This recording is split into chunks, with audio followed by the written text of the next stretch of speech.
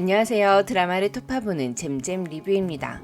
시즌2의 엔딩인 12회가 다가오면서 커플들의 애정전선이 아주 오랜만에 모두 상향세를 탔는데요. 겨울이가 정원이에게 자신의 이야기를 했고 위로받았으며 익순이와 준환이는 헤어진 지 1년이 지난 이후에도 변함없이 서로를 좋아하고 있다는 걸 알게 되었습니다. 거기다가 최애인 우리의 곰돌이 커플, 추추에게 주말에 밥 사준다며 데이트 신청을 한 석형이. 너무 좋은 한편 순간 석형이가 미국으로 연수 갈 기회가 생겨서 미국으로 아예 떠나버린다는 이야기를 하려고 미나에게 밥 사준다고 한 건 아닌지 불안감이 엄습하더라고요. 하지만 석형이가 미나에게 밥을 사주겠다고 한 이유는 따로 있다는 복선이 깔려 있었어요. 석형이의 큰 그림이 엄청 소름 돋더라고요. 이 부분은 뒤에서 다시 한번 자세히 톱어볼게요. 이렇게 러브라인들이 조금이나마 진도를 빼고 있는 건가 싶었는데 그 모든 걸 다 잊게 하는 엔딩이 나오고 말았습니다. 응급실에 걸려온 불길한 전화. 강남에서 술 취한 사람에게 퍽치기를 당했다는 율제병원 의사는 익준이의 가능성이 아주 높은데요. 그 이유는 총 3가지입니다. 익준이의 회식 장소와 사고 장소가 강남으로 똑같아요. 두 번째는 응급실에 실려온 남자의 옷 때문인데요. 이 남자는 흰색 셔츠에 회색 자켓을 입고 있었습니다. 회식을 가기 전 익준이와 겨울이의 대화에서 회식 때 최소한 셔츠는 입어야 하냐고 묻는 겨울에게 옷은 나만 차려입으면 되니까 너희는 편하게 입으라고 말했던 익준이의 대사 기억하시죠? 응급실에 실려온 남자와 회식 갈 때 익준이가 입으려던 옷 스타일이 너무 유사하다는 거죠. 세 번째로 12회 예고에 구구제의 모습이 모두 나왔지만 익준이는 20살의 모습으로만 등장했을 뿐 42살의 익준이는 등장하지 못하기도 했어요. 그렇다는 건 머리에 붕대를 감고 있는 익준이의 모습이 예고편에 등장하면 안 되기 때문이 아닐까라는 합리적인 의심이 가능하죠. 또한 익준이를 제외한 구구주 모두가 누군가를 걱정하는 표정을 했고요. 그런데 사실 익준이가 응급실에 한 번은 갈 거라는 복선들은 이전부터 등장했었습니다. 지난 9회 영상에서 익준이가 사고를 당해서 응급실에 올 거고 그 사건을 통해 송아가 익준이에게 먼저 고백할 거라는 내피셜을 했었는데요. 정원이와 겨울이, 익순이와 준환이, 미나와 석형이 모두 두 사람 중 한 명이 응급실에 갔었고 그곳에서 자신의 마음을 확인하거나 서로의 마음을 확인하는 시간들을 가졌었는데요. 응급실은 슬기로운 의사생활 커플들이 꼭 지나가야 하는 관문 같은 건가 봐요. 익준이가 머리를 다쳤다 하더라도 크게 걱정은 하지 않습니다. 왜냐하면 슬기로운 의사생활은 심각한 상황도 심각하지 않게 해결해 나가는 과정들을 보여주고 있고 송아 말처럼 꼭 나쁜 일이 나쁜 것만은 아니기 때문에 이 사건으로 인해 송아와 익준이가 커플이 될 수 있을 것 같다는 생각이 들기 때문이에요. 미나 어머니의 초록색 아이섀도우, 이거 정말 추추랑 너무 판박이 아닌가요? 미나랑 미나 어머니, 석형이 어머니까지 세 사람의 패션 스타일이 진짜 독보적인 것 같아요. 추추 부모님이 회를 갖다 주셨을 때 사람과 대화하는 것 자체를 싫어하는 석형이가 술이라도 한잔 하시면서 같이 드시자고 했을 때 와, 우리 석형이 진짜 많이 변했구나 싶더라고요. 그리고 석형이가 미나를 엄청 좋아하고 있다는 게 보였는데요.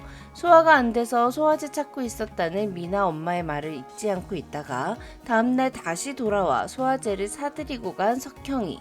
뭐야, 곰돌이 진짜 왜 이렇게 세심하고 스윗한 거죠? 석형이가 미나를 좋아하고 있는 건 이제 더 이상 숨겨지지 않는 감정인 것 같습니다. 비누로 머리를 세탁한 후 자기 주장이 한껏 뚜렷해진 헤어스타일을 한 미나는 오늘만은 석형이와 마주치지 않길 원했었는데요. 때마침 등장한 익준이와 석형이. 석형에게 왜 추추랑 밥 안 먹냐고 묻는 익준이에게 너 때문에 너랑 먹은 거 아니야 라고 답한 석형이는 추추랑 밥을 못 먹어서 많이 속상했나봐요. 너 때문에 너랑 먹은 거 아니야가 아니라 너 때문에 추추랑 못 먹은 거 아니야 로 들리더라고요. 솔직히 석형이가 추추랑 밥 먹으려고 2번 식사할 때부터 이 러브라인은 게임 끝이었잖아요. 벌써 이루어졌었어야 한다고요. 정원이 피셜대로라면 석형이도 이미 자신의 마음은 알고 있고 이것저것 고민을 하고 있는 상태입니다. 그리고 추추에게 처음으로 주말에 밥 사줄 테니 같이 밥 먹자며 데이트 신청까지 한 석형이 10일의 예고를 보니 밥만 먹은 게 아니라 팝콘도 먹고 영화도 보나 봐요.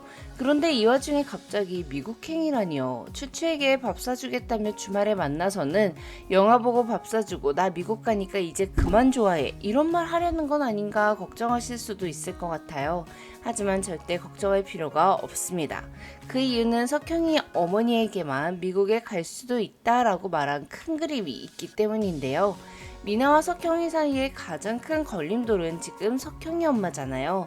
그래서 석형이는 미나와 깊은 관계가 되기 전에 이 걸림돌을 해결하려는 것 같습니다.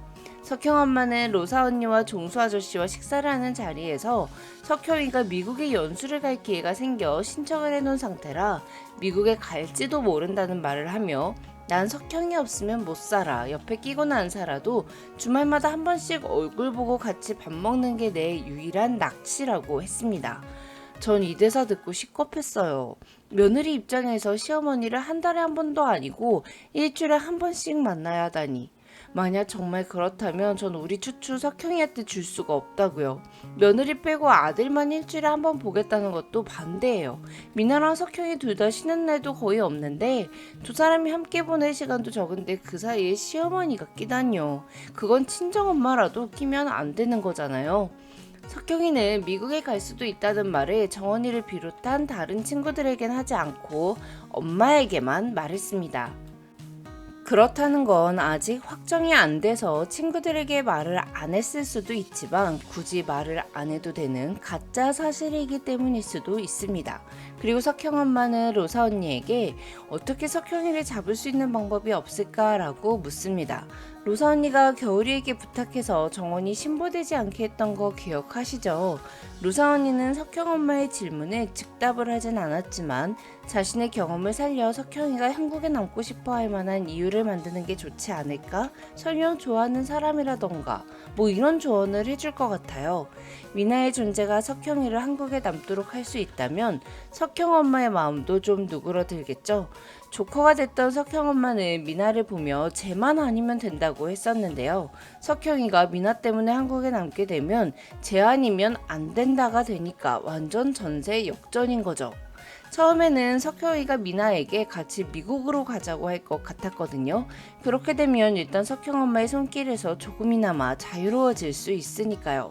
하지만 석형이가 전부인과 함께 심한 고부 갈등을 겪고 있을 때 석형이는 아무것도 하지 않았었습니다. 유학 보내기, 친정 보내기, 도둑질 모른 척 해주기만 했었죠.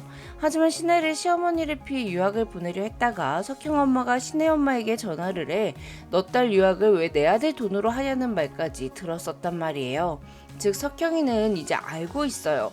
석형이 엄마를 피해 미나와 함께 어디론가 떠난다는 건 노력도 아니고 해결도 아니라는 걸 말이죠. 그래서 석형이가 추추에게 같이 미국으로 가자는 말을 하진 않을 것 같아요. 다만 자기를 한국에 남게 해준 사람이 미나라는 걸 엄마에게 인식시키며 미나의 가치를 높여주는 방법을 선택할 것 같습니다. 겨울이 엄마가 크게 다친 이유가 남편 때문일 거라는 생각을 다들 했었죠. 동생 가을이가 가정폭력을 한 남자의 아들이라는 이유만으로 파혼을 당한 건 참 속상하더라고요. 성인이 된 이후 아버지 곁에서 떠나 살았다 하더라도 어린 겨울이와 가을이 남매 또한 가정폭력의 피해자였는데 피해자가 겪어야 하는 2차 피해가 참 속상했어요.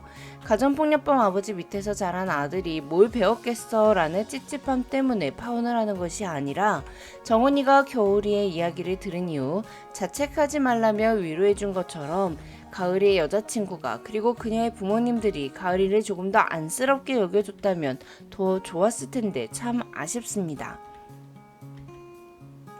익순이가 응급실에서 수액을 맞는 동안 응급수술에 들어갔던 준환이는 새벽 1시가 돼서 응급실에 돌아왔는데요.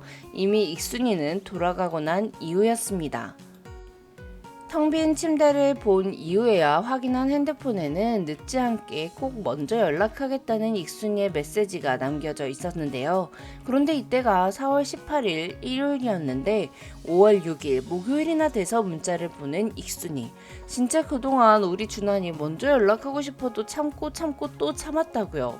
하지만 만나기로 한 월요일 당일 수술이 늦게 끝나는 바람에 약속 시간에 2시간 이상 늦은 준환이는 익순이가 병원 앞 스테이크집에 없을까 초조해했는데요. 응급실 때와는 달리 익순이가 기다리고 있었습니다. 아마도 4월에서 5월이 되는 시간 동안 익순이는 자신의 마음을 솔직하게 전하기로 결심을 했던 것 같죠.